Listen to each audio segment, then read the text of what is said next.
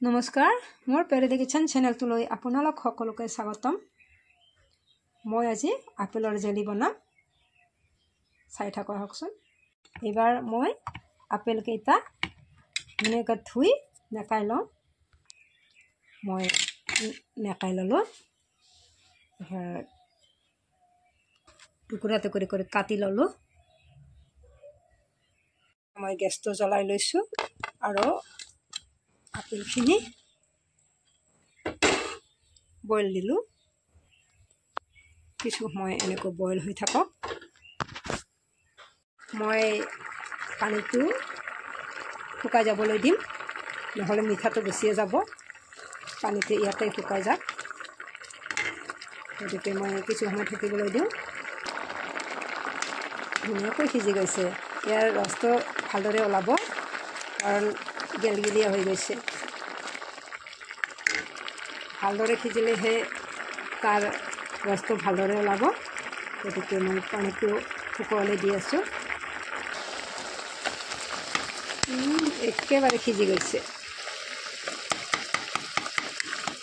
ধুনীয়াকৈ সিজি গৈছে, পানীটো শুকাইছে। গেছটো বন্ধ কৰি দিলোঁ আৰু কিছু সময় ঠাণ্ডা হ'বলৈ দিছোঁ।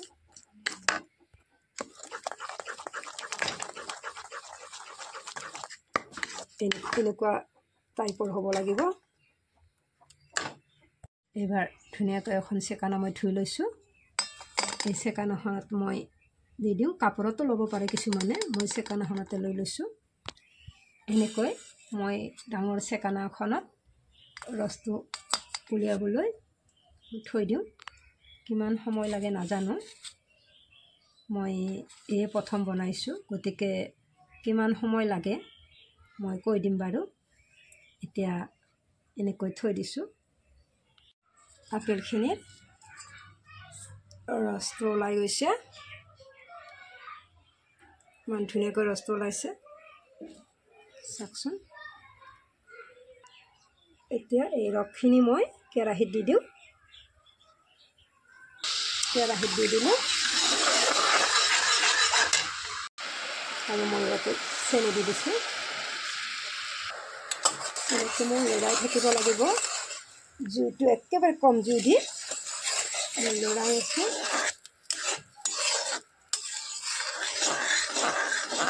লৰাই থাকিব লাগিব, লৰাই থাকিব লাগিব।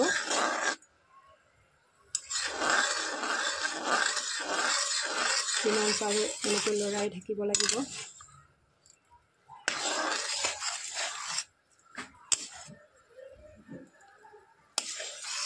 চেনিখিনি জ্বলি গৈছে।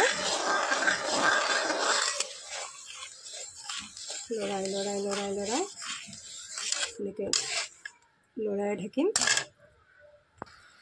কিমান সুন্দৰকৈ উতলি আছে।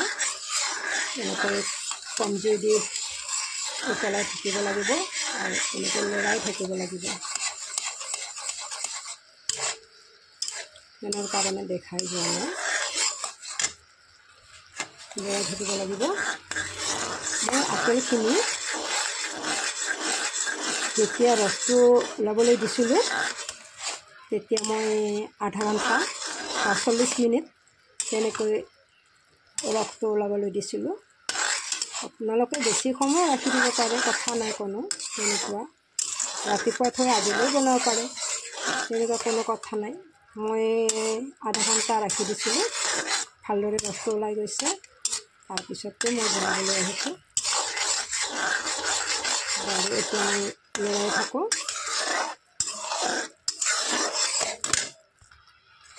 এতিয়া ভাল কালাৰ এটা আহিব ধৰিছে, ৰঙচুৱা ৰঙচুৱা হৈছে। কালাৰ আহি থাকিব। কিছুমানে আকৌ ৰঙো দিয়ে, ৰঙা হোৱাৰ কাৰণে। কেতিয়াবা কিছুমানে হালধীয়া কৰি ৰাখে। ইয়াতে পোৱা যায় ৰঙা কৰিব খুজিলে ৰঙা, হালধীয়া কৰিব খুজিলে হালধীয়া। গতিকে মই একো নিদিওঁ, মই এনেকৈ বনাম। হৈ গ'ল, বেছি সময় নাই আৰু হ'বলৈ। মই এতিয়াতে অলপ ইলাচিৰ গুড়া দি দিছোঁ, যাতে গন্ধটো ভাল ওলায়। এতিয়া লৰাই থাকিম।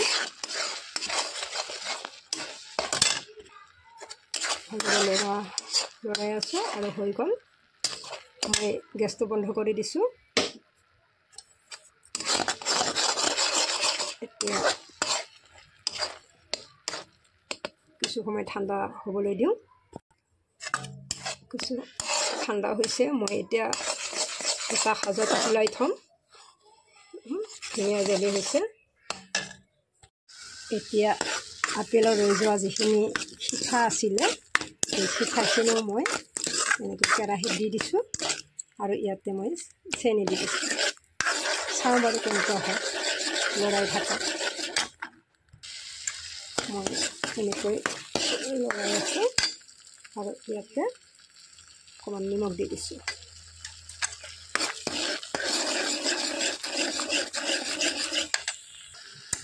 আৰু এইটো মোৰ টক হৈ গ'ল। এইখিনি চাওকচোন। এতিয়া মই গেছটো নুমাই থওঁ। এইখিনি এনেকুৱা আপেলৰ জেলি বনালে শিঠাখিনিও টক বনাই খাব পাৰি। এইখিনি টক হৈ গৈছে, চাওকচোন ইমান সুন্দৰ জেলি হৈ গৈছে, একেবাৰে দোকানৰ নিচিনা। এতিয়া আপোনালোকে ৰুটি দিও বনাই খাব পাৰে, ৰুটি দিও খাব পাৰে, ব্ৰেডেৰেও লগাই খাব পাৰে। মই ৰং দিয়া নাই আৰু ইলাচিৰ গুড়ি দিছোঁ। এতিয়া এনেকৈ বহুত দিনলৈ খাই থাকিব পাৰে।